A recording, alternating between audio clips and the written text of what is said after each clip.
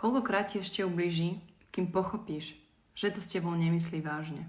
Koľkokrát si ešte vypočuješ jeho, teraz nemám čas, alebo ozvem sa neskôr, kým ti dôjde, že ťa neberie tak vážne, ako berieš ty jeho. Že sa s tebou len zahráva, nič konkrétne s tebou neplánuje. A ty si len jednou z jeho možností.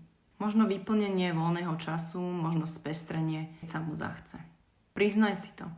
Nemá pre teba miesto vo svojom živote. Nie je to skutočné miesto, o ktorom snívaš. Nemá čas cez týždeň, ale v piatok večer sa zázračne ozve. Nikam ťa nevezme, žiadne spoločné plány, žiadna budúcnosť, len tie isté frázy a vymyslené dôvody, prečo teraz nie je vhodný čas. A ty čakáš. Stále dúfaš.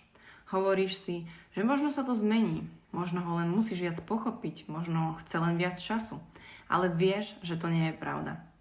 Ako dlho budeš ešte zatvárať oči pred tým, čo je jasné?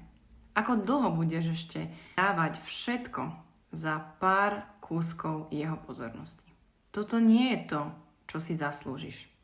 A ty to niekde túto hlboko vieš. Ak chceš vedieť, prečo sa ti toto deje a ako z toho kolotoča voň, napíš mi správu. Som tu pre teba.